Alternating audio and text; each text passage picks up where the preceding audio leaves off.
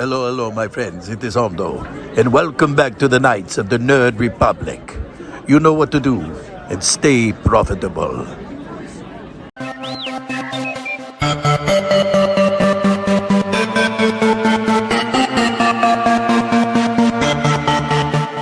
The Nerd Academy podcast is released weekly at 12 p.m. Eastern Standard Time, available on our website at www.thenerdacademypodcast.com and wherever you listen to podcasts. You can find the Nerd Academy podcast on Facebook, Twitter, Instagram, and YouTube.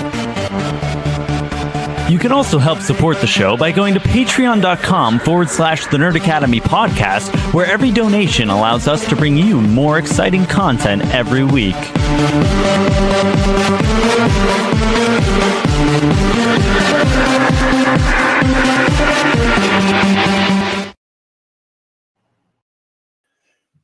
Good morning, class, or hello there, I guess I should say. This is the Star Wars show. Hello there. Welcome back to Knights of the Nerd Republic, the show where your favorite nerds talk all things about the galaxy far, far away.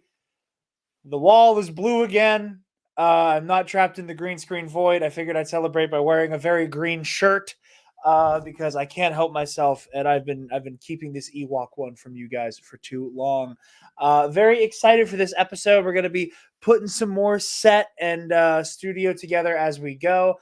So bear with some bizarre lighting choices that are going to be happening for at least for a couple weeks before things are a little more equal and uniform. But I have a wonderful show this week for you guys. Very, very excited. This will be coming out, I believe, the day before Bad Batch Season 3, the final season of the Bad Batch is coming out. So it's going to give you guys a little bit of a teaser, a pump going into Bad Batch Season 3. And I am joined by none other than Star Wars Explained's own Mollie Damon. Hello, Mollie. Welcome back. Hello. Thank you for having me.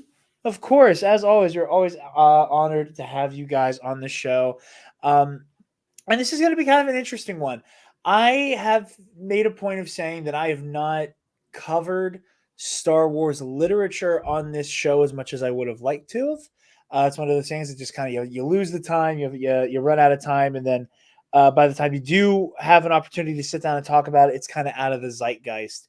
And normally I would be like, yeah, well, I don't know if we're going to do a whole episode talking about a book that came out like 5, 6, 7 years ago. Yeah. But gee golly, wow, did it make itself real relevant real quick with a fateful trailer a few weeks back. So we're going to be talking about Dark Disciple by Christie Golden, the adaptation of some unfinished episodes of the Clone Wars that we never got to see in novel form. A very, very dense story with a lot going on character-wise that I was thrilled to finally sit down and read. Enjoyed it a lot. We have a lot to talk about, and we're going to be talking about how that is going to be affecting Bad Batch Season 3 and Asajj's return to the galactic stage, as it were. But before we jump into that, real quick, let's see how I could do this transition.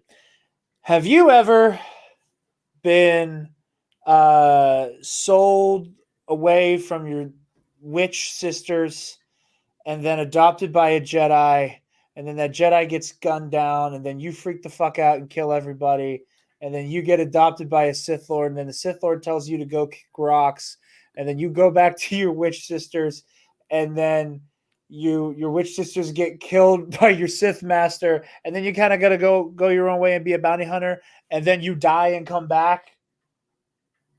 You know, Sunday's Bloody Mary. I'll help you wash that down. Folks, Sunday's Bloody Mary has the most badass Bloody Mary accoutrement in the galaxy. Mollie, don't clap. That was awful. With their 3-time award-winning spicy Caesar mix, as well as their mild and traditional mixes if the spice ain't for you. They also have their award-winning pickled dilly beans, okra, and asparagus if you want to get your freak on and garnish that bad boy, as well as some damn good rim salt. As I have said before, I am a former bartender who comes from stock, who knows how to make a mean Bloody Mary from scratch. And at this point, if it ain't Sundays, I don't want it. Use the link in the description down below and use code TNAP, TNAP at checkout to get 10% off your order and help out your favorite nerds while you do it. So, Now that Love a I'm good getting, Bloody Mary, by the way. oh That my sounds god, delicious. it is so good, dude. My go-to. I'm sure people are so tired of me talking about how I use the Sundays, but I can't. I love it. It is the best Bloody Mary mix. There's it's made in Pennsylvania. I can never remember the name of the brand. There's this pickle vodka I love Ooh. that'll be the base. Use the spicy Caesar mix. There was one time it was for a live stream.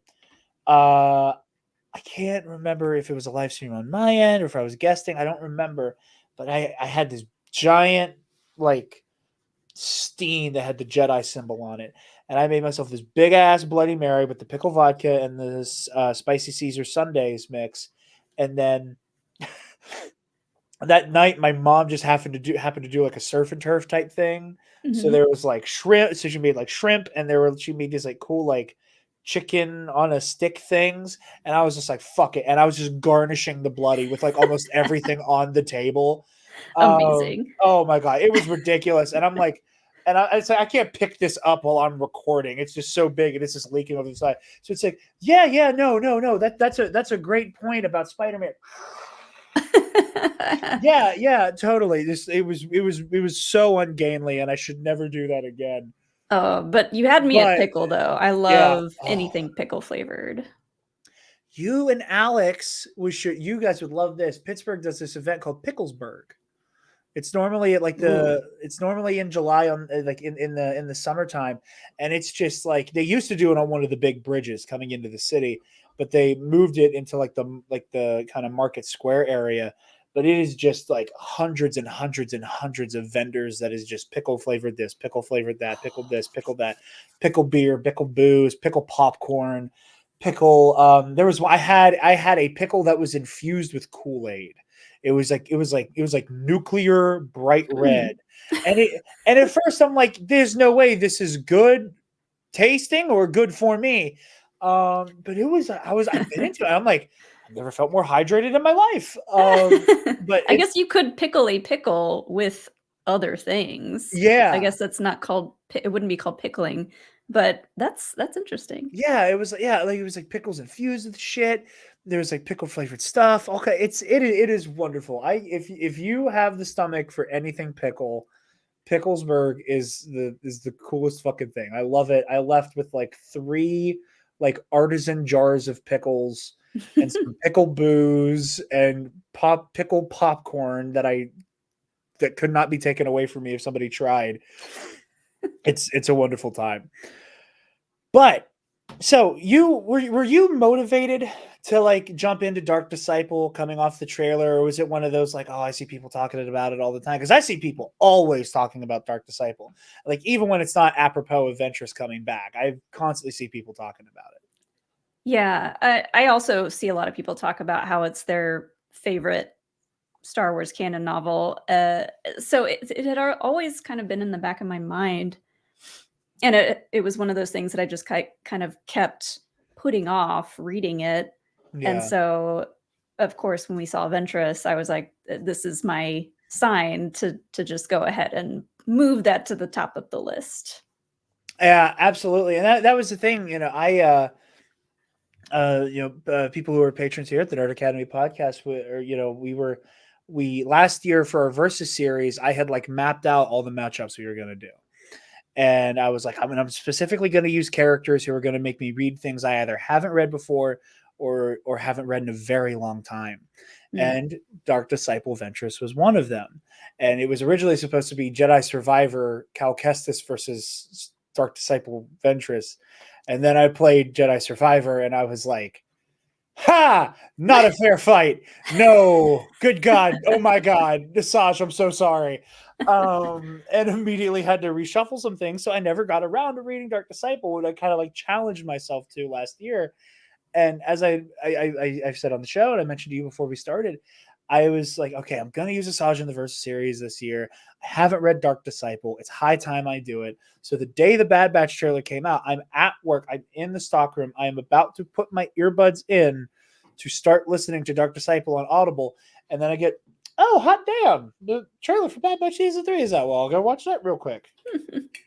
motherfucker, Asajj Ventress is alive. And then it was like, okay, well, gotta really hightail it into listening to this book now, don't I?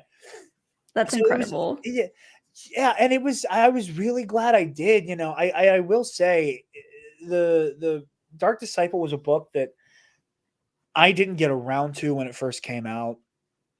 I want to say I was still in high school. Like it was towards the end of me being in high school, or either towards the end of me high school or right after. But it came out while I was still in school, and I remember I was still kind of in my like edgy mixed opinions about Disney Star Wars era, Mm. you Mhm. know, where I Came out was in 2015. 2015. Oh yeah, so that was I've been like sophomore into junior year, depending on Yeah. what went in 2015. So yeah, and there were a handful of like YouTubers and podcasters that I was following at the time that were just super nonplussed about the book, and it kind of scared me away.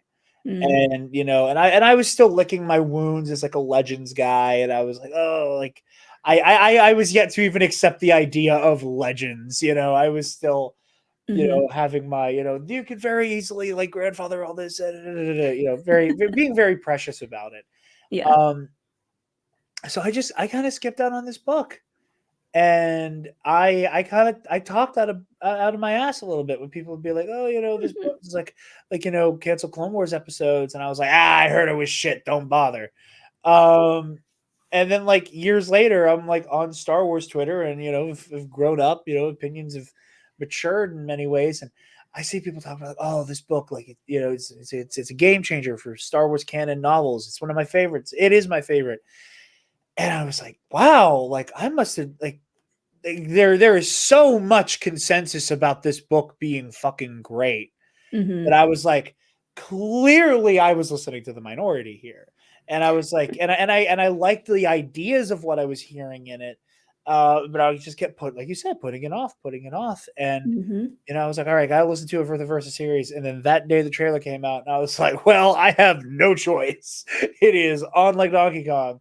Um, so that Did said, you listen to it, the audiobook too, or did you just read it? I only listen to it. Oh, I okay, keep yeah. saying read. I use that interchangeably with listen. Well, Um, the audiobook is so good. oh, it's Mark incredible. Thompson is a mastermind when it comes to doing voices. So I always perk up when I see that he's done the audio for audiobooks in Star Wars. And yeah, his voices in this one are just so good. He's great. You know, I can't. I'm trying to think off the top of my head the last time I would have potentially even heard Mark Thompson do Count Dooku. Yeah, his Dooku Like is really good. I'm struggling to figure out when he would have that I would have heard it before. Because as far as I can tell, this is the first time I've heard him do Dooku, and I am a fan. I Yeah. really like his Dooku. His Obi-Wan's great, but I was just enraptured by his Dooku, and I really loved the dude bro affect he had for Quinlan. Yeah. Um, which was great. But yeah, I was enraptured by the way he presented Dooku. Mhm. But yeah, so how were you? So we talk about how were you feeling coming out of it? Like you were like there was like this sense of anticipation. I know you just finished it. I finished it like a week or two ago. What were how are you feeling coming out of it before we dive into some like story beats and characterization stuff? Coming out of it, I did really enjoy it. I do feel like over time, maybe it had gotten a little overhyped for me, of so many people telling me it was their favorite book and blah blah blah. So maybe a little overhyped, but overall, I really enjoyed the story. It definitely did feel like a Clone Wars arc where you had a lot of highs and lows kind of going throughout the whole book, and you could kind of get a feel for where these episodes would have started and stopped throughout Yeah, the novel. Like it felt like Chrissy Golden really adapted every single one of those 8 episodes into this novel. So, man, there were parts of it episode that arc. Sorry to cut you off, but like yeah, that is titanic for Clone Wars. Like I know. I remember I'm going through the Clone Wars with my girlfriend right now. Like we just watched, she just got through the Mortis arc, and I'm sitting there, and in the back of my mind, I'm like, this is a batshit insane 3 episodes. And then I remember like Dark Disciple was going to be 8 episodes long. And I'm trying to put myself in like preteen teenager Jarod shoes of like how that would have been like 8 weeks in a row of the most batshit insane episodes I've ever seen of this show. Sorry to cut you off. Have you seen any of like the unfinished graphics? I was actually watching the unfinished animatics before we started, like specifically the Dark Disciple ones. Yeah, I mean they are very rough, but it is kind of cool to just see those and get kind of a feel for what they were going to look like. Yeah. Oh, absolutely. The shot of Ventress kind of playing with her food whenever she goes to hunt down Dooku on Sereno, like that looked exactly how I envisioned it in my mind. Yeah. Like down to him wearing his kind of like military his version of dress blues, I guess I should say, with like the little armor epaulets and everything. And her just kind of like behind him, like looking back over her shoulder. I was like, that is the exact shot I had in my head. Yeah. Which was very, very fun to see. Also Count Dooku like crossing up Boba Fett. Again, like there are some parts of this book that I just like I feel like I can't say out loud to explain to somebody because there comes a point where, and I do not mean this in a degrading way. It is a sign of it being good Clone Wars that there comes a point where this book turns into fucking Star Wars Mad Libs, where it's just like it is like proper noun turns to the dark side and they enlist the help of bounty hunter proper noun to save them from planetary proper noun. Like it is like and again it feels like you're reading a Clone War. It feels like you're reading the Clone Wars, and it's good that it just feels like shit is just happening and it won't stop happening throughout the whole book. Or not even through the whole book. Like once you hit about the halfway point, it feels like you have like a reasonable understanding of like where this book, if crazy people didn't make the Clone Wars, and again I say that as the highest compliment I can muster, if sane people made the Clone Wars and the stories around it, this feels like the logical conclusion of this story. And then it just keeps fucking going and getting more crazy as it goes. Like, I was like, yeah, sure. Like, if Ventress is going to come, she's going to save Quinlan. Quinlan's going to be angry about Foam. They're going to fight. They're going to kiss. They're going to go. And, because I've been poisoned by the internet, Ventress is going to get electrocuted by Dooku on the way out. And I'm like, they were so close. Who the fuck is Enigma? Admiral Enigma, yeah. Oh, yeah, and which again, just there's some beautiful George here with Admiral Enigma. Good God, I'm sorry, I keep cutting you off because no, it is kind of a crazy book that's like all over the place, and I feel like at times it did kind of lose my attention because I was like. Going into this, I was so invested in just Quinlan and Ventress and like their relationship and kind of Dooku and how he was going to come into the story. Like that was my main focus while reading this. So much like watching the Clone Wars, a lot of it kind of lost me in and out. But I still like overall, I did really like the book. No, absolutely. And I will say, like, I don't. The only point in which the book like truly lost me, like I don't know. I know I have a propensity for when a story decides, hey, we're gonna lose our fucking minds to just go with it. Like it is a trait in storytelling that I enjoy. That it's like this is gonna get so convoluted. Buckle the fuck up, baby. Like I'm like, okay, I'm down. So that I didn't mind too much of that. The part that I kind of started to rub up against that I still haven't fully made up my mind on is my mind is still boggled by the way that Mace Windu is written in this book. Oh, for sure. That's like he is violent lunatic. Imagine if we got these episodes in the Clone Wars. Like, can you imagine kids watching this and seeing Mace Windu be like, yeah, we need to just take Dooku out? And like it's funny because by the beginning of the book, because again, I knew the premise is that Quinlan Voss is assigned to assassinate Count Dooku, and so like I didn't even take umbrage with it being Mace to be the one to be like, okay, we might need to cast the gauntlet in a way that makes us all uncomfortable here. Mm-hmm. That made sense to me, and again, I understand that the whole point of these stories is that Mace, much like the entirety of the Jedi Order, has lost its way, and they're starting to play around in a morally ambiguous place that they're not supposed to even live in, let alone like entrench themselves in. So I didn't mind like Mace being like, yeah, like this is something we should consider. Like we are at war. He is the adversarial head of state of another, government. Like maybe we have to get our hands dirty and like actually treat this like a war. Mm-hmm. I bought that. I was cool with it. Mm-hmm. And then the longer the book goes on, Mace is just this like lunatic asshole that I am just befuddled by. Like the amount of times that Mace is just like, yeah, hey, she's gonna fucking die, and that's okay. That Yeah. like he's just so aggressive. Like a bunch of our mutual friends, the guys from the Bombad cast, Alden Diaz, they love to make fun of me and yank my chain and say that I'm an edgelord. And they love to call me an edgelord because I love Mace Windu. And when they were like, what are you thinking about Dark Disciple so far? I was like, I love it. My biggest issue is that Mace Windu is written the way you guys would joke that I would write him. Yeah. Was the way I put it.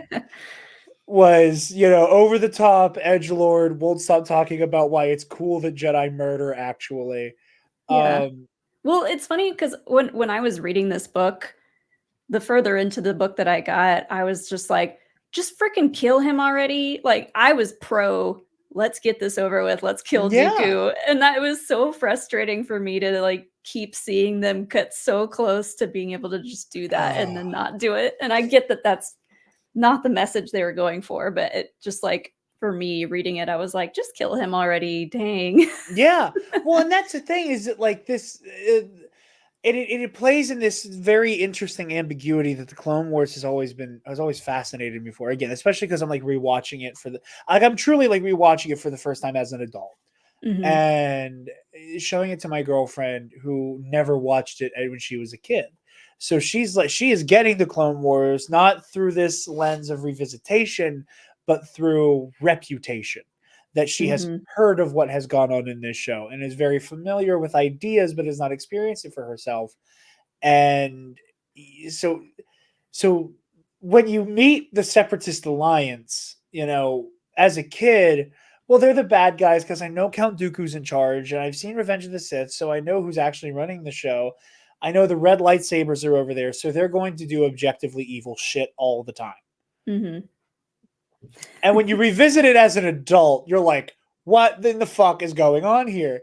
Because it all feels so cartoonish. I know it's cartoon, but like it is almost beyond parody, like the heinous actions of the Separatists.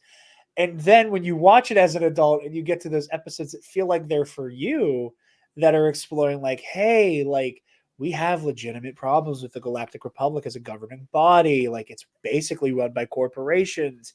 This, that, like what the fuck is up with the Jedi, man? Like this is all weird. And I'm like, God, I love these episodes.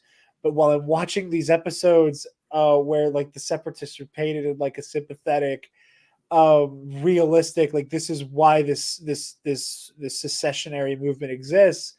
I then remember like 8 episodes into season 1 where they were like, hey, we're going to carpet bomb a village full of cute monkey people.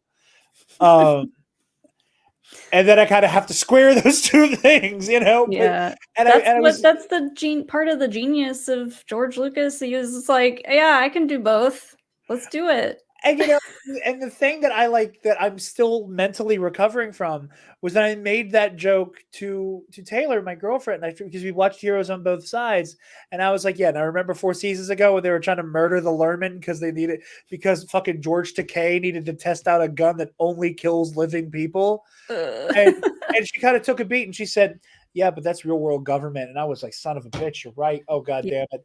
I was like, I had this moment where I was like, I do have to square those things because it's more real than I even gave it credit for. So all of that to say, that you get to this book, you have like Dooku just blowing up civilian transports and is just committing heinous war crimes, which, not to bring the mood down and not to tell tales out of school that I am absolutely not qualified to lead the conversation on, but it felt prescient. Yeah. It felt Mhm. prescient going into that passage at the very beginning. Definitely.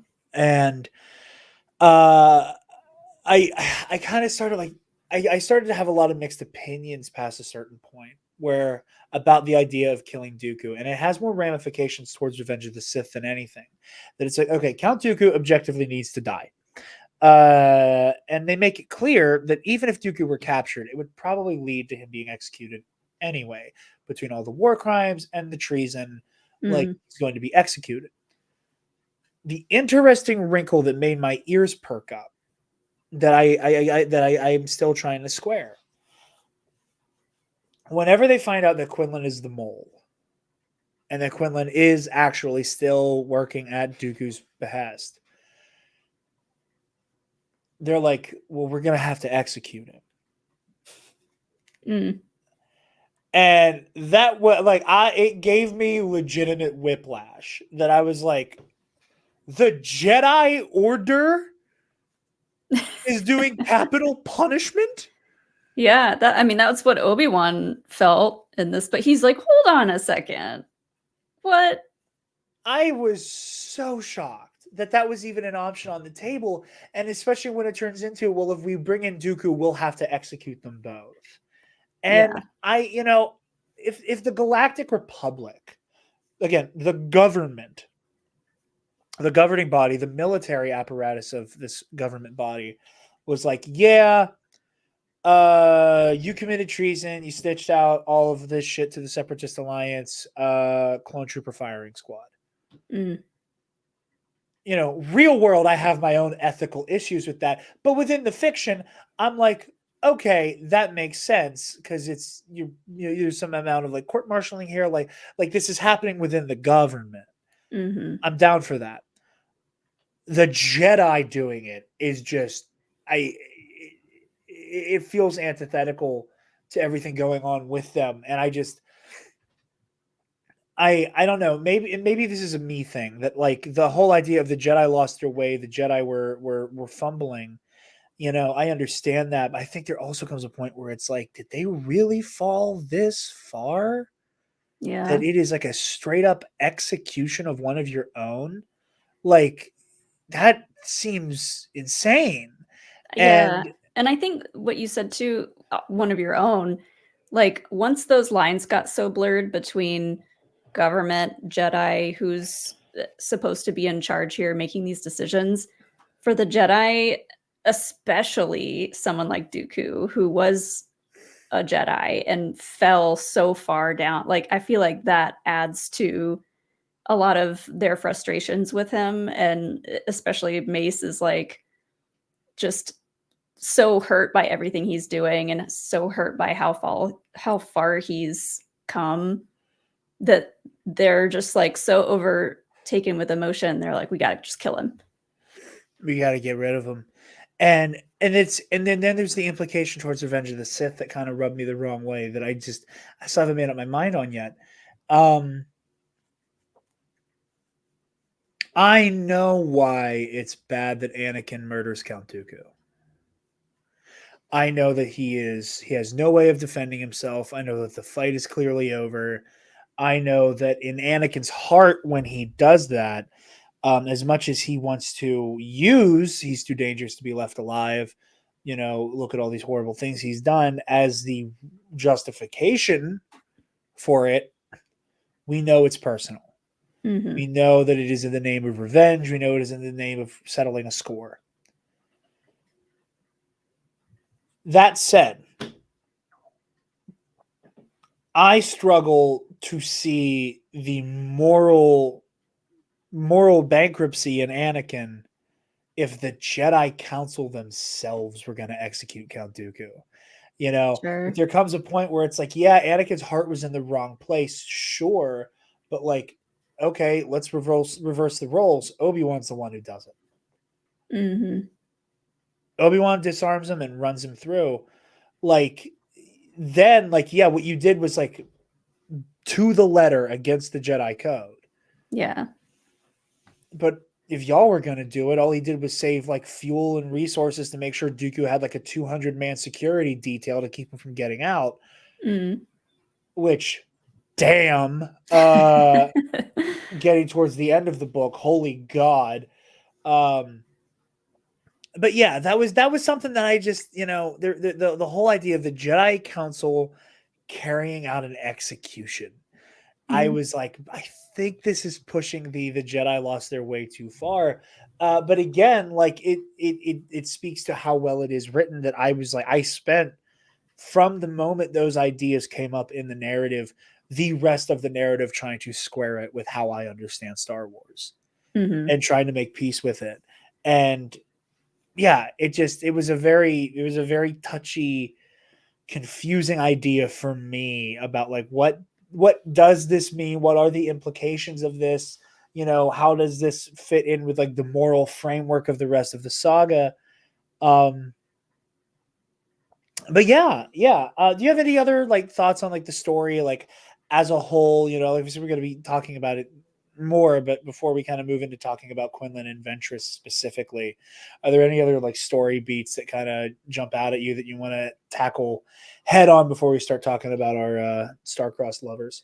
I mean, like I said earlier, that was my main focus of reading this book, was to get to the two of them and their relationship. And I'm just fascinated by Night Sister, anything related to Night Sisters. So I was all in for that stuff, but I really enjoyed having Obi-Wan and Anakin in this book a little bit too. Like every time having the two of them pop up together somewhere, that was really exciting. And I remember at one point Anakin has a line of like, "Oh, he's blinded by love," talking about Quinlan Vos, and I'm like, "Oh, is he?" Yeah. Hi, pot. It's kettle. You're black. Yeah. So that was cool to have a little bit of Anakin in there. Absolutely. And I think one of my favorite like pieces of dramatic irony when it comes to Anakin Skywalker is, and it's so tragic, is how protective he is of the Order. He is very precious when it comes to the very specific idea of, you were one of us, you stopped being one of us, and then you took one of us out. This is unforgivable. And it's very much there to be tragic irony. Like that's the first thing he says to Count Dooku. You're going to pay for all the Jedi you killed today, Dooku.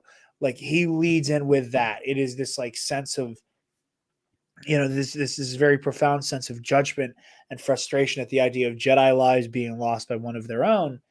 So getting to see Anakin in the passenger seat of a story that involves exclusively people who at one point or another throughout this story consider themselves a Jedi in the past tense. Ventress very much has her life as a Jedi in the rear view. Dooku obviously at this point is like a capital S Sith.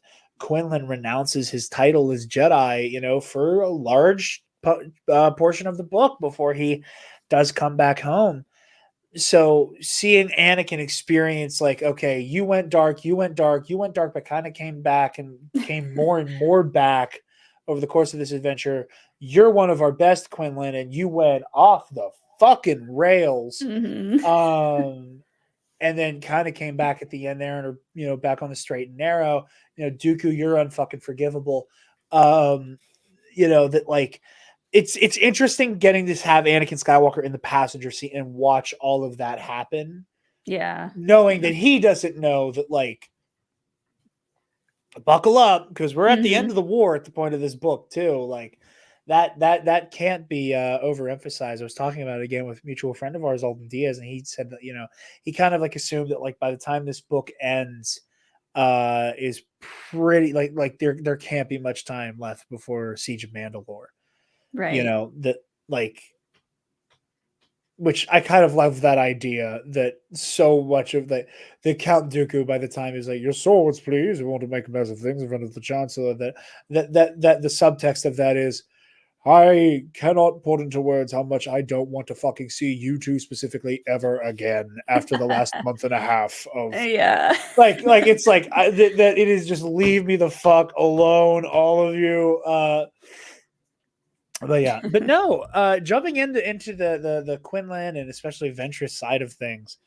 I know that whenever Quinlan Voss turned up in the Clone Wars, which is crazy, he's only in one episode. Mm. I was among the people who were kind of unimpressed with his presentation in the show. He's goofy, silly, I'm never going to beat the accusations of being an edgelord. When I think of Quinlan Voss, I think more Raphael and not as much Michelangelo. Yeah. To make a Ninja Turtles reference, and That like makes he's very Michelangelo in that episode, and it was Mhm. and I was perturbed by it as a youth. And as an adult, again watching that episode relatively recently, I was like, man, it's cool to see Quinlan Voss. This is silly. It's fun. This is deeply silly. Yeah. So getting to see him have a little bit more meat on the bone as a Mhm. character was really refreshing. And especially because it does start with him being quite Pollyanna. Like they maintain that like Michelangelo element to him. But they add a little bit of set dressing of like, yeah, like he's kind of like a lumbering dude, bro, because he wants to be, because it's more fun Yeah. for him He's as kind a of a person. hippie. Yeah. Yeah. Like he's a hippie who works for the CIA because he's like undercover and shit all the time. But like the moment he's done with like, toppling a government, he's like, peace, love, man. Yeah. Like MK Ultra hit him super hard. But it's a very specific vibe that I think this book does a fantastic job of like really making Quinlan somebody I'm fascinated to experience more stories with as the book goes on. And the very idea of him like, okay, I got to team up with Asajj Ventress because she knows how to do this. I can count off the top of my head maybe 2 or 3 books in Star Wars canon where characters like explicitly on the page have sex. Yeah. I know Queen's Shadow, I know Rising Storm like alludes to it. Like it's alluded to a lot. Mhm. From the jump, there's so much tension between Quinlan and Ventress Yeah. that I'm like, oh, I get it now. Why this has become everybody's like the only Star Wars ship not made up of live action main characters Uh-huh. that I think like raises to that level, like putting like your Han and Leia and Amidala and Reylo, like putting that all off to the side because it's like the main couples of each trilogy. Like, why get why so many people love this dynamic, and I was really sold on it. Like like Mhm. this was one of those concepts. It's like I like the idea of like a covert mission to assassinate Count Dooku. I don't know how I feel about Quinlan Voss and Asajj Ventress falling in love. Mhm. Again, It seems so wild because of all the Ventress stuff that we get in the Clone Wars. She loves to flirt. yeah, Like she and Obi-Wan in the book warns Quinlan like she will flirt with you. She likes the banter. Don't get too distracted about how hot she is. yeah. I love how Obi-Wan's like, listen, man, Ventress is stacked. Don't let it bother you. Focus. Listen to the words I'm saying. You're not ready. Fucking focus, Quinlan. Uh, Like I thought that would like and they even it's call attention to it in the book. Where like yeah. other people are like, isn't it kind of weird Obi-Wan was like, be careful of how hot she is? And, Yeah. like, and people in the book are like, he did say that, and that is a weird thing to say, but he's not wrong either. Like it's Uh-huh. And again, it's the hidden comedy of stories like this never ceases to entertain me. Yeah, and so I think because of that, because of what we know about Ventress, it's so much more satisfying and exciting to see these two end up, and we're like, "Oh, Quinlan is the one that gets to her like this. Okay, let's see where Yeah. this goes." Yeah, and it is so funny that it is him. It is him, and I love the role reversal that they have so much too by the end. But yeah, it was so immediately charming and just soared. It was so believable, and I bought it almost instantaneously. Um, and I was very curious as to where it was going, and getting kudos to Christy Golden. It's kind of like a statement that just should hang over this whole episode and be a given, because Mm. it is incredible. But like I remember like kind of starting to do my own, okay, who knows what about who at what one point, because like we're getting so many instances of, and this is what Ventress is thinking about Quinlan, and Ventress thought this, and Ventress thought that, and Ventress thought this, and I'm like, he's not made yet. I was like sincerely surprised that Yeah. like Ventress at like when they start drinking on the Mhm. Banshee, that was not the point where Ventress is like, all right, Jedi, what's your story? Yeah. Oh, That yeah, and he I doesn't love that just, he was, like, pretending to be drunk. yeah. Like, they're both playing games with each other so much in the beginning. It's so fun to read. It is. And I was like, at that point, I was like, okay, I guess Ventress doesn't know. I have no idea how she's going to handle it when he tells her the truth, inevitably. Mm. And, you know, I really did love the way that the book, there's almost this implication of, I don't know how to phrase this. There's almost this implication that in a fun way, the book kind of like winks at the reader and goes, you're stupid if you thought she was that stupid. Yeah. Like, if you were surprised by the, like, no, Mhm. it's, you can see the little kid's feet poking out from under the curtain. You're pretending you don't see them. We are all just going to agree that we see this child. We're pretending not to see it. Mm. We've all agreed on that. And it's kind of the way the book treats Ventress, like clearly knowing that Quinlan is a Jedi Knight. I really did appreciate that's the way she calls it out. She's like, that fall should have killed you. You shouldn't have been able to do this. Like, come on. Yeah. And she handles it so well. I was like sincerely impressed by, I thought that it would have been kind of low hanging fruit to have her freak the fuck out over it. And I was really, Mhm. I was, really impressed that it was more of like a, yeah. So about that whole trust thing, we're going to actually start telling each other the truth now. Yeah. It's kinda like she was just waiting to see what would happen next. Like, Yeah, maybe she was waiting for him to, like, fess up, and that tracks for her. very much. It very much tracks for her. Um, which, moves us into the Dathomir stuff, Mm. which, once he's like, okay, listen, like cards on the table, sent me to kill Count Dooku. I kill Count Dooku. You're the only person who's come this close to fucking killing Count Dooku. You want to help me? And I really enjoyed the stance Ventress takes on the dark side. Mhm. And it was especially refreshing, uh coming obviously not on the heels of, but not too far away from, reading Rise of the Red Blade, which I also loved. That the Rise of the Red Blade has this very interesting relationship with the dark side of, like, it exists, it's very easy to tap into, but be careful about it. Like, Rise of the Red Blade does a very good job at hammering home that idea that, like, yes, this is, you can get this power, and yes, it is quick and it's easy and it's seductive, like Yoda says, but it will be your undoing. Mhm. Unequivocally, the path of the dark side is one that involves you hurtling towards your own destruction, whether you know it or not. And I love this relationship Ventress has with it. That even as a force sensitive who's always been so deeply rooted in the dark side for so long, she is also so distrusting that she doesn't even trust the dark side. Oh yeah.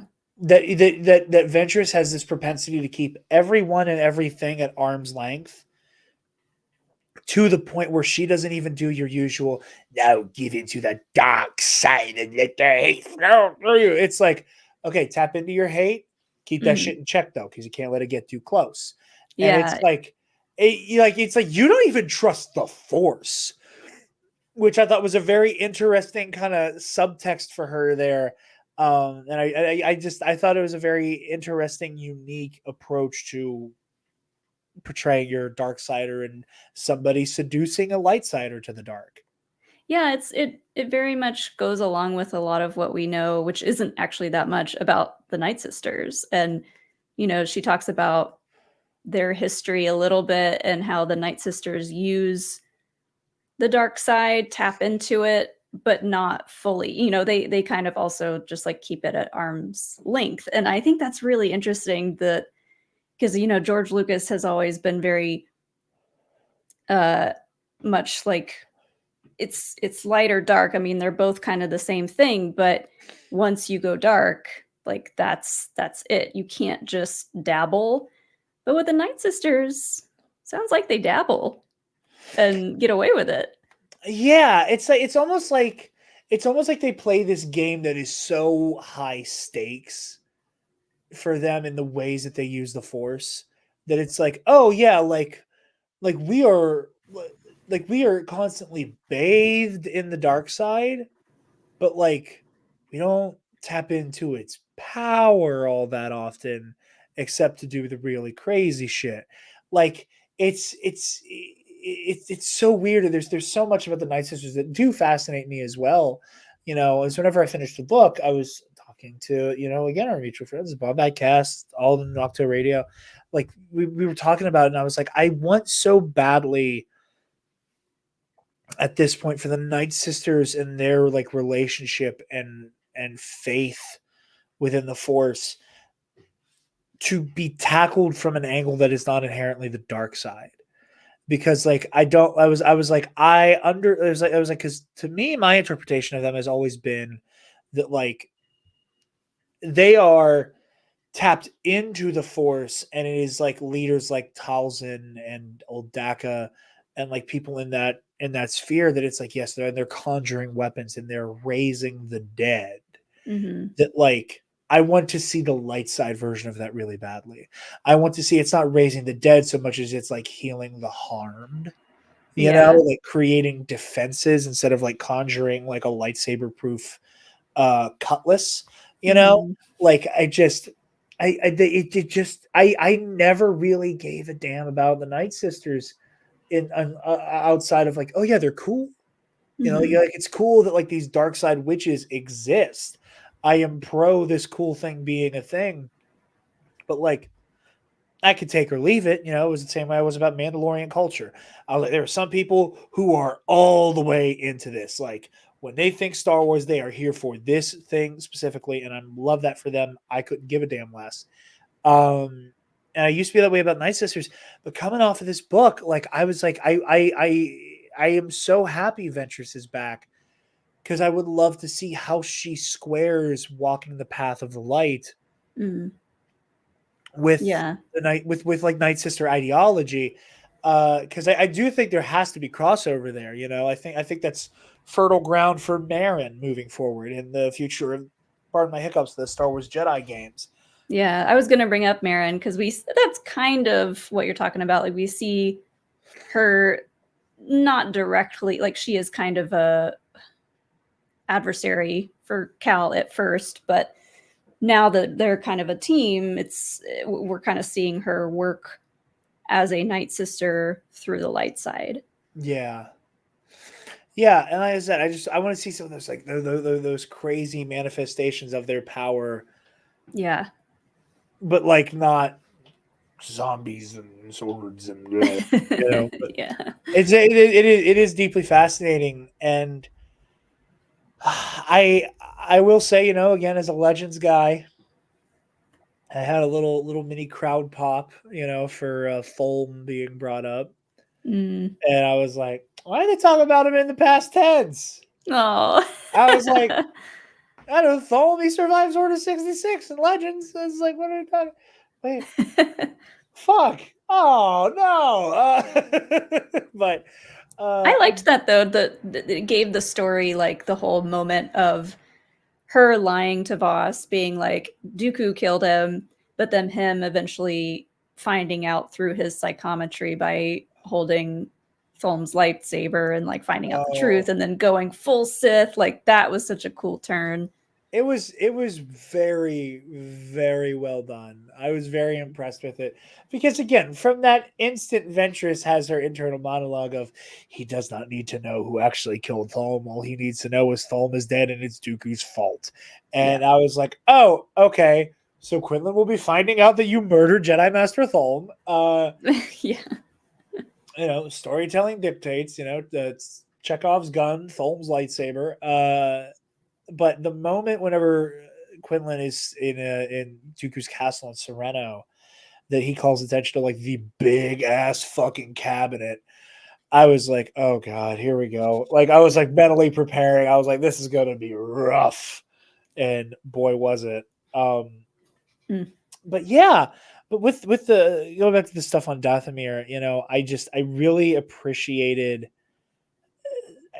There was a fantastic tension between them, like romantic, you know, not just like the romantic element there, but like I really did love the way that this book in many ways like is the ultimate repudiation of the idea of like, you know, you can tap into the dark side, you can walk both paths, you can use both sides, where like Quinlan is fighting like hell to not lose sight of like those light side sensibilities. And it's like, no, like they simply cannot coexist. Like you can come back from the dark side. Sure, that's doable. But, you know, like Yoda says, like it will forever dominate your destiny. The moment you refuse the dark side and choose to walk the path of the light again, that is a decision you have to make every moment of every day to not let that darkness creep back into your soul. And it was so interesting watching the reverse happen, of watching Quinlan Voss be a man who has chosen the path of the light every single day, have to like make active choices to let darkness consume him. And then the ways that you see it like slowly start to build within him as he releases it. You know, like he does a good job of like calling on the dark side to fight the oh shit, I lost the name of it, the creature in the sleeper. The sleeper. Yeah. Like, you know, he calls on the dark side to defeat the sleeper, and it's like, okay, like that is what it is. And then it's that level of hatred and venom in him when he and Ventress try to jump Dooku on Raxus, where like that is hatred right there. Yeah. That is venom, that is hate, that is anger like coursing through his veins that makes him want to inflict harm in the name of Ventress. And you know, this another thing that I think was so beautiful about this is that like they could have very easily had like a Spider-Man and Black Cat thing. Yeah. They very easily could have been like, and in this character, in this, you know, beautiful, dangerous femme fatale is everything that is antithetical to your worldview as it normally is. And we will manifest that in this case, the dark side, in the Spider-Man example, like the black suit. That, you know, Black Cat is like, he looks like he's always talking about, like, the black suit's so much sexier, and it's like meant to be like, yeah, because you're acting like a lunatic in it. That they very easily could have been that like this was a forbidden romance. They could have made this a lot more. They could there. I think there was a cop out here for Ventress to just represent the darkness to Quinlan. Yeah. And then like, yes, it is like in the very literal sense now seductive. But the choice that Ventress chooses to do better in the name of cleaning up this situation, and by doing so gives herself fully over to the light to try to bring him back into it. I really love those choices. Yeah. You're right. It does make for a more interesting story instead of just doing the light to her dark or the dark to her light, you know? Yeah, like there was again, it was an option that was like kind of there. It could have been good. It could have been good, but there was a more complex choice made to go in a different direction. Mm. Um, and especially with and it's one thing that like I think it went on a little too long was the whole idea of Ventress being like, no, he's still consumed by the dark side. Yeah. It that is the one thing. Like I know you talk like I rolled my eyes. I got frustrated with like the Mace Windu stuff. That was like the only element that I was like fully like, okay, we need to resolve this in a different way, especially Yeah. because its resolution comes with, actually, I'm still using the dark side, and believe it or not, like I just that element never quite worked, and I think it resolves in a very silly way. That again, Mm, Quinlan is like, I'm still using the dark side, but you can't sense it now for whatever reason. right. That the wheels kind of fell off there for me. Um, I agree.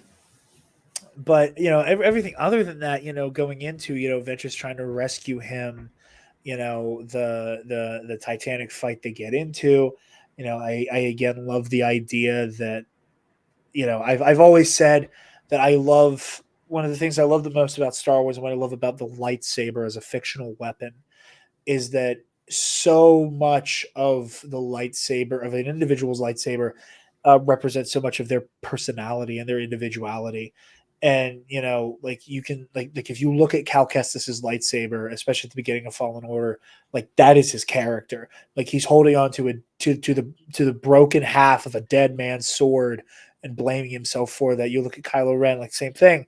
Hmm. So I love getting like really kind of in the weeds of the whole idea that Ventress using Quinlan's sword as Quinlan follows behind her using the man she killed sword. That it's almost like each of them are like holding the fate of the other one in some way. Mm, That it's like like your presence in the light that from Ventress's perspective, that she is holding on to like the last vestiges of Quinlan Voss's presence in the light, and Quinlan is holding on to this embodiment of what might be one of Ventress's most heinous killings, yeah. Yeah. which is saying something. When you look at when you like the lady has a hell of a body count, Hmm. and did some weird shit on the way out, like kissing that one clone. Think about it regularly.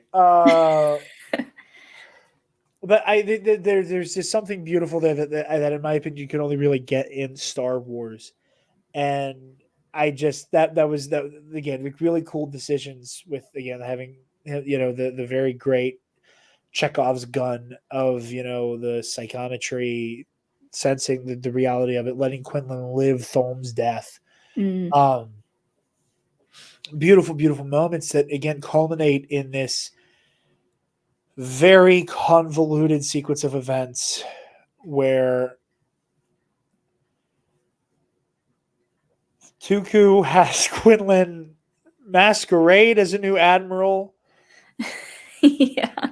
but isn't The- actually doing anything militarily. He's just showing up places and taking credit for war crimes yeah. while being groomed to be captured back into the Republic to become a mole.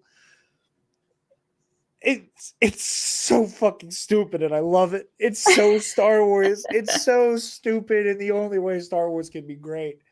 Um Yeah, this was one of the parts that kind of lost me, or didn't really lose me, but I was like, okay, it was let's a keep hat going. on a hat on a hat on a hat on a hat. Like Yeah. like I think you could very easily do like they try to attack Dooku, Ventress is knocked away, and she's like, okay, like I'm going to escape so I can come help you. And that turns into Quinlan has been turned to the dark side, knows the truth. I think there was a way to streamline this Hmm. of like Quinlan is captured. He finds out the truth about Thulm. He chooses to serve Count Dooku, and in his service, I guess takes on the dumbest fucking name I've ever heard. Which again was so funny. Admiral Enigma. I almost fell off a ladder at work. I was laughing so hard. I love it. I love it so much. It's so silly. But he joins like Separatist High Command, and using his intimate knowledge of the Republic and its military operations is leading attacks and causing chaos. And in an attempt to neutralize him, the Jedi are like, "Hey, we need the only person at this point who knows how Quinlan Vos ticks to go in and get him. Kenobi Skywalker, you go too." Like I feel like there was a way to have all of those beats streamlined into one plot. Yeah. And while I understand why it lost you, I giggled with glee, with childlike giddy every time there was like another bad shit insane plot twist. It's very Clone Wars, yeah. It just made me so happy. I'll tell you this: the Jedi who was the species of like the little like stinger people, Yeah. who was Quinlan's buddy, Desh, or was that the other one? Yeah, Desh. Thank you. I couldn't remember his name. I was so convinced Desh was the mole. I was like, yeah, that would have been crazy. I was like, Desh is the mole. It's not Quinlan. It's a setup. Desh is asking too many questions. They're trying. It's like that. I was like, oh, like Quinlan like false flagged the asteroid blowing up. Okay, I'm like, this is. I'm like, like Desh hauls ass to get out of there. Desh. I'm like, I am staring so squarely at Desh this entire time, waiting for the shoe to drop with him. That by the time like Count Dooku and Quinlan are like in the hangar of Obi-Wan's flagship of the Vigilance, they're just like, okay, you ready? Yeah, I'm ready. They're killing everybody. I'm like, oh motherfucker, Quinlan's bad. Oh my god. Like I fully took him at his word. I fully took him at his word. I was like, there's no way. There's no way. No way. And then here comes Quinlan and Dooku. Death to all of them. I mean, that is just a testament to Christy Golden's writing here. Because I was fully confused as to who was who, what was going on. I was like, what is happening right now? I know. I was so delightfully just shocked at everything happening. But I also will say, like, it was bold. It was bold to go this level of. Here's where I think you get the most bang for your buck with the story being this convoluted. Because it is this insane, you have to accept the fact that everybody involved kept making these choices. Yeah. And I think that's the thing that I like the most is that, yes, you get a more streamlined story if it's Quinlan is captured, Quinlan is turned, Ventress wants to save him, but he has been corrupted and refuses to trust her and accept her because he's full of all this rage, and then by the end they're saved and she gives her life. It's very, very, very neat with a bow on it. At this point, Quinlan has made like the choice to turn to the dark side and has, in a vacuum of the dark side, continued to like serve Count Dooku. Mm-hmm. When you decide to go the route of it feeling like you're cracked out of your mind, which I love, again, I never want that to come across like an insult to this story that I think it is batshit insane. I love that it is out of its mind. But like when you do this, you make it clear that like Quinlan made the choice he was going to kill Ventress. Mm-hmm. And then he calms down. And then Quinlan made the choice that he was still going to serve Count Dooku and betray hundreds of thousands of people in the process. Like you get to this point where you have to accept the fact that Quinlan was around better influences, talked a really good game to everyone from Desh to Obi-Wan to Anakin to Windu to Yoda to Asajj. Like he talked his shit to everyone to the point where everyone started to buy it. Like he made a choice to deceive the people around him. And I think that is what makes that moment where he just draws his sword and is cutting down clones like it's nobody's business, up to and including getting killed some like young buck knight and his best friend. Like, not only did you make it clear that he made these choices, they did not pull the punch of, well, yeah, like Quinlan might turn to the dark side and he might kill some unnamed masses, but he won't hurt anybody that could make you turn on him until he does. Right. Yeah, Quinlan just really doubles down and gets really greedy and is like, oh, this was all part of my plan. I'm only working with Count Dooku because I want to get to the real man in charge. He gets greedy and wants to take out both of them. So in the process, he's making things so much worse. Yeah. Yeah, and that was a fun beat where like Dooku almost seems like he's about to say it. Yeah. Skywalker, never mind. But no, that was really great. And I, again, like through all of this, seeing Asajj's heart change, and this is going to kind of take us towards the end here and talk about like what this means for Asajj Ventress going into the Bad Batch. We see her start out with that, bad bitch, don't give a fuck. I'm here to make my money, get out of my goddamn way vibe and energy and ethos to her. And it is who she is until like she really does truly start to let Quinlan in. And seeing her willingness to sacrifice everything for someone who isn't her is incredible. And when you start to take that element of Asajj Ventress is now a hero who has a very, at this point, well-defined sense of responsibility for others. When you map that onto what we see going on in the Bad Batch, I have a hard time believing that she's not going to end up being one of the most invaluable allies to the Batch. Like this whole idea of, like it's like the line she has in the trailer where she's like, I wasn't planning on killing you, but you're making it difficult. That, like, yeah, I'm sure she's going to talk mad shit to Hunter and Wrecker at first, but there's going to come a point where it's like, okay, let me level with you. I got this little fucking girl locked up in some goddamn like castle mad science facility. Yeah, it's very like that. I love so much about Ventress's character, but I especially love that while she is good now, like it's like I'm good, but don't test me. Like I'm this close to and like I realize it's kind of in a jokey way, but I just love that sense of humor that she has about the whole situation. Oh yeah, I mean, and it's a very specific flavor of protagonist that we don't often get in Star Wars, especially not in like the realm of people who could touch the Force. Right. Like it's because I think it does require so much care and precision. I think that as much as I love a lot of Legend stuff, something that, and again, this is an opinion of mine that has changed, kind of bringing it all together like you're supposed to with these kind of conversations. I firmly believe that the biggest mistake Legends ever made was convincing people that the Force was a superpower and not a force of nature.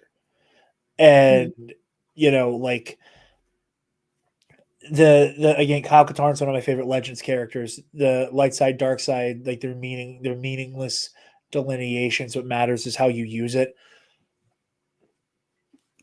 Completely counter to how George Lucas envisioned the concept.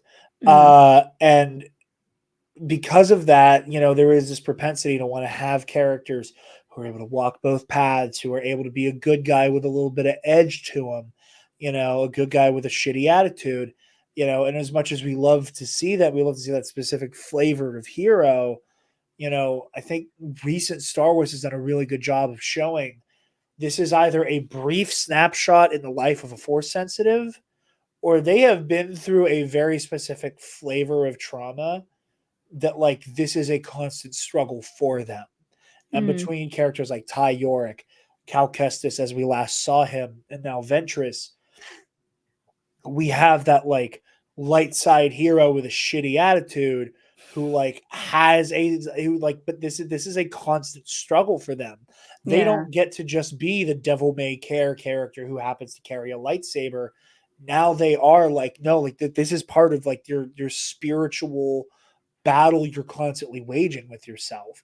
Is Mm, that like is that you do have this heavy sense of both duty and a little bit of selfishness in there, and that's what I'm excited for to see with Asajj going into the Bad Batch. Is that like I am so excited to see, Clone Force 99 call upon her to ask for her help, to be like like we there is no rebellion. All our brothers are either dead, or hiding, or trapped inside the system, and there's nothing to help us. But like, hey, and you killed more of us than any of us can fucking count. yeah. But like, Oof. our hands are tied. Our hands are tied. You killed more of us than we can count. We killed more Jedi than we could count. Mm. And I don't know what that means about you, about us. I Yeah, don't it know kind of what. levels the playing field a little bit, Yeah, and they're like, yeah. "Well, I guess we could start over." That like there is there. I'm so looking forward to see how Ventress's sense of duty manifests here. And I Yeah. think that again, going back to like the lightsaber thing, and you were about to say something. I'll shut up for a moment. Oh, I was just gonna say, being able to see characters come back from such darkness is something that I think Star Wars is being a lot better about showing us, and I'm just excited for us to be able to witness, hopefully, some of her redemption arc. Yeah, And like that's like the perfect reason to bring her back into a new story. I honestly like don't care if they explain how and why she's back or not. I'm just excited to see more of her being redeemed and what she's doing, and is she working for the path? Like how is she spending her life now? What is she doing to help? yeah, absolutely. And that again, oh my god, the idea that she's working with the path with Quinlan is gonna fuck me up. After reading this book, I immediately thought of the episode of Obi-Wan when he finds out about the path and he sees Quinlan was like Quinlan wrote on the wall for the path, and his reaction to that means so much more now to me after having read Yeah, this book. He's like, Quinlan absolutely. was here. Yeah, and I was gonna say a lot of this conversation is centered on like how it affects Ventress, but like you're 100% right. Like the relationship Obi-Wan has with Quinlan is so well fleshed out, and I love the way that we get to see Obi-Wan like be the adult in the room with the Jedi Council. That again, like there must be a gas leak in the chamber based on how how they're acting in this book. But Yeah. And uh, when he talks about all the beauty on Dathomir is really yeah, touching. I loved that. Like I would have loved to have seen this particular like the last episode if they had done these episodes of being able to see Obi-Wan on Dathomir. That would have been nuts. yeah, Obi-Wan on Dathomir being like, this shit freaks me out, but it is beautiful. And Mhm. that moment where Ventress is, like the water turns green and everything. And and again, I'm very excited to see how they retroactively bring her back. Like I saw a lot of people doing the whole like, well, Dathomir is known for having zombies and reanimating the dead, and I was like, yeah, but I don't. My only like my pushback on that was like, I don't want army of zombies and resurrecting someone who just died to become the same thing. Mhm. She Like doesn't look like a zombie to me. exactly, yeah. And it was the way that like so far between Clone Wars and Fallen Order, there's a ha ha ha, have fun fighting our dead sisters, uh, where it's like that feels like a specific thing. Mhm. I feel like anything involving like an actual resurrection is probably going to be more complicated and more involved. And I just really do love the way that the book ends, and I fully buy that. Like they left, and like by the time that ship was taking off, Ventress like climbed out of the thing. Was like, why the fuck do I have the dress on again? Like I am fully convinced there's some magic Yeah. wizard witch bullshit that happened that is going to bring her back, and I love it. I had to go back and read more about the sleeper and that black pool and like the water of life and all that stuff. It's definitely hinting to the fact that when they put her in there, something happened. Yeah. And they left, and yeah, you're right. She probably came out at some point and was like, "Hey, I feel fine." She's lightning's dress, okay. But yeah. But no, Oh yeah, like the lightning scars. I was gonna bring that up. I wonder if, because went back and watched the trailer, and she's kind of covered up, but I wonder if she's gonna have scars on her arms or anything from the force lightning, because it talks about that a little bit in the book. well, that was one thing that like that made me raise my eyebrow at her return. Not that I was like, oh, this goes against this book I have not read. But I was like, I was curious about her resurrection because when I would hear people talk about her, I'd read the Wikipedia, and all that I'm told is Asajj Ventress is killed by Count Dooku by way of Force lightning. Hmm. To my mind, that means like you are permanently mutilated. Like they're like you are looking worse than the Emperor. Like if you are killed by way of Force lightning, you are either just profoundly scarred beyond recognition, or you are like atomized. You know, which again, that last was a little legendsy and this, whatever. But like, that was the thing. Like people get like just dusted with Force lightning. So I was like, that was one of my things. I was like, okay, well, however they brought her back, she looks great. I would never have thought that she caught a torrent of lightning that killed her. And I don't know why that like my mind, I just assumed that like the book would be like, yeah, she was fucked up. Because they're very much like, it's very much like, yeah, she mostly looked fine. Like her arms and shit were fucked up, but like she was, not like, unlimited power in the face. But which I don't know. I kind of assumed it would come with that, but either way, it is whatever. Yeah. The thing that again, like going back to like like the lightsaber, how it represents the character, like the thing that excites me a lot is the fact that she now has another new lightsaber. I did not know that she loses her yellow sword halfway through Dark Disciple. And the fact that she's back with the yellow lightsaber that looks like her original curved hilt, but it's still modified, like it very much gives the vibe. It's very similar to like Rey's lightsaber at the end of Rise of Skywalker, where it's like, I've gone through this journey, I've changed weapons a couple times in Ventress's case, and now that I've kind of seemingly reached my final form, this is going to be a representation of like so many things before. It is her, I walk my own path, yellow blade, with a modified version of like the sword that she had such deadly efficiency with. Like it feels like Ventress reclaiming and owning her entire life story and being like, I am unequivocally this. I am the curved, like I am the curved hilt. I'm also that yellow blade. I'm both things, and one of them speaks more than the other clearly here. And I love specific shit like that. It makes me so happy, and I cannot wait to see what she's doing in this final season of the Bad Batch.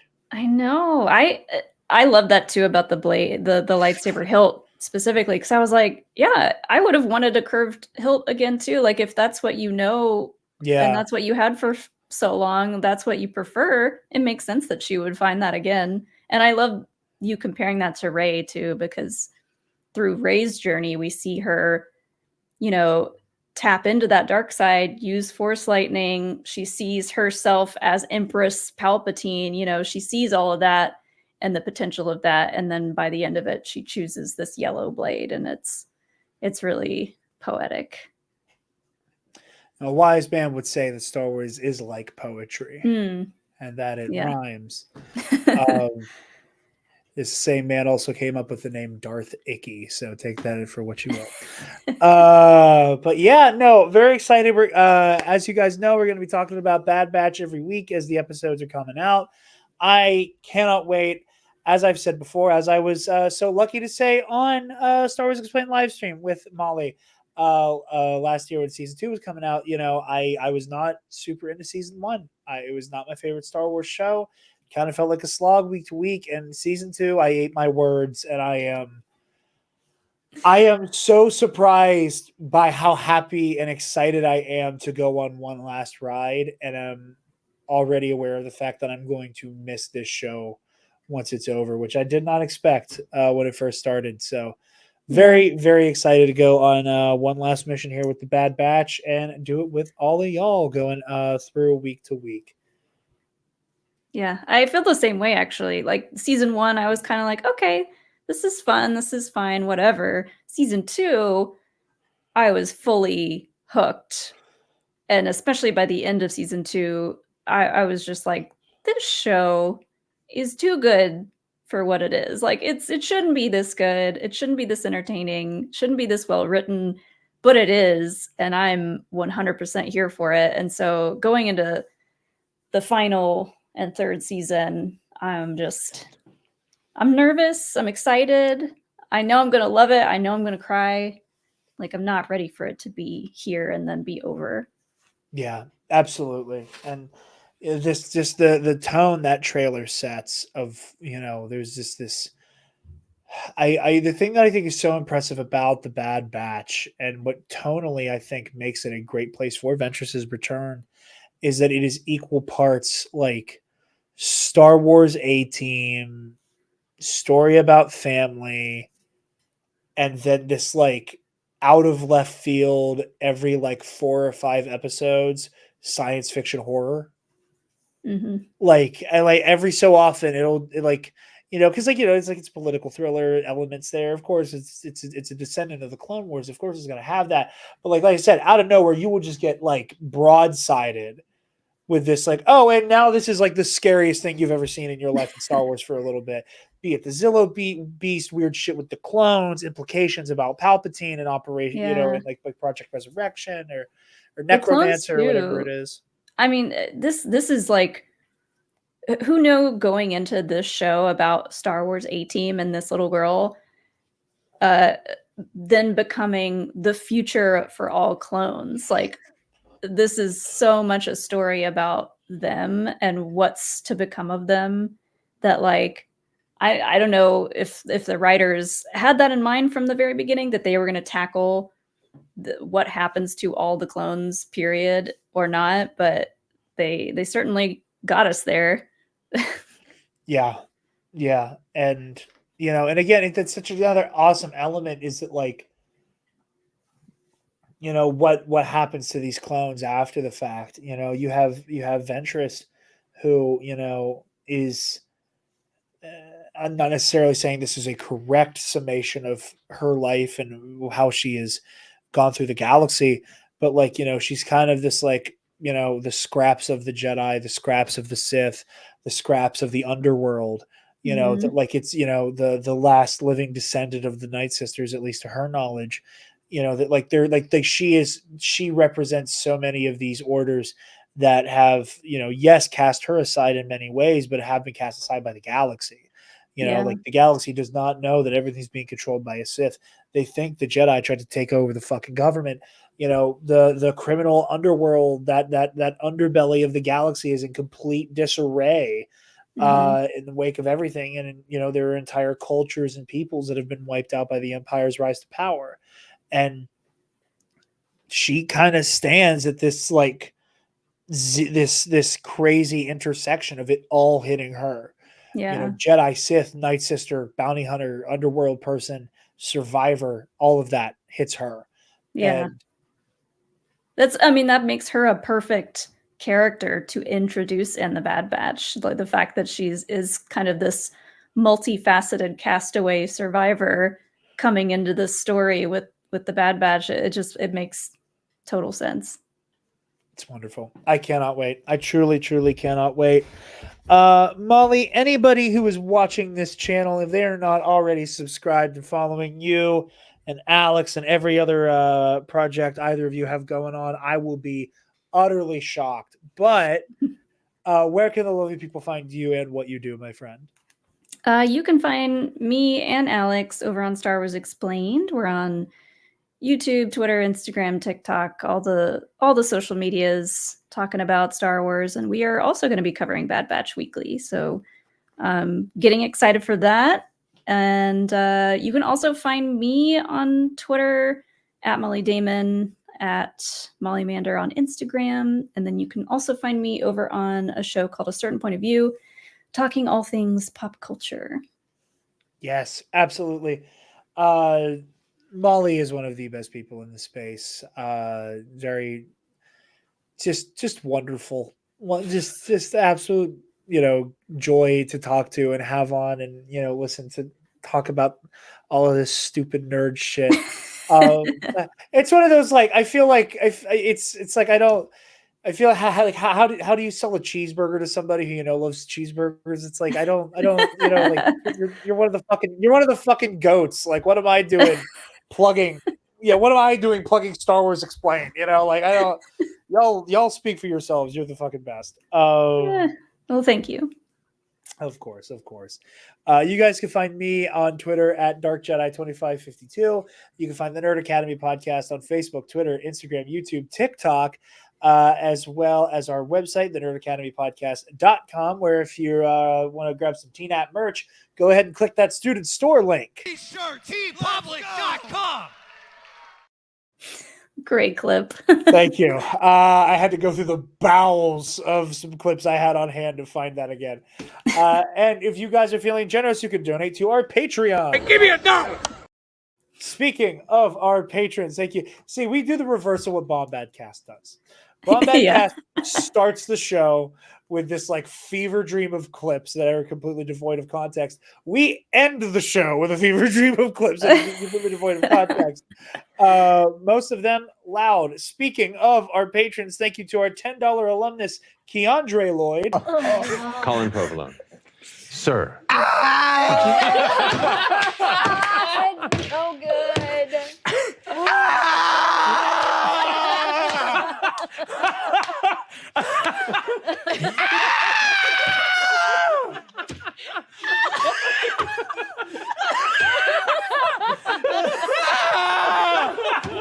Steal yourself, Colin! Steal yourself! This is me stealing myself.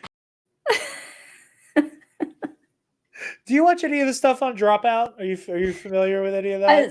I need to catch up on it, but I see it on like TikTok and stuff all the time. Oh but, my god! Yeah. I'm such a Dropout junkie at this point. It is. I am mentally too attached to a handful of improv comedians I've never fucking met. Yeah, I mean, I feel the same way. So I absolutely love it. It's like I tell people, like Ionized Bastards, the Star Wars RPG show. That this is also the plugging section. Hey, haha. But my character in it, Fabian Martel, is named after Lou Wilson's character from the first season of Dimension 20. Like, nice. Yeah, like I am way in too deep with the Dropout universe. I catch myself saying loop-de-loop more than I probably need to, because Game Changer is the funniest shit I've ever seen in my life. Speaking of things that aren't too funny, also thank you to our $10 patron, Paco. All right, ladies and gentlemen.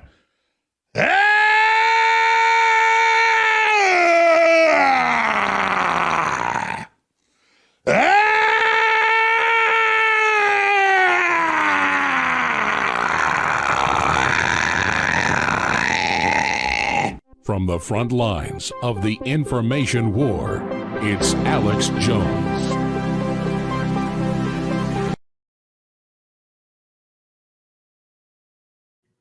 And to our friend Ray Claus, who asks that you donate to Equality Texas to help keep queer kids safe in the Lone Star State.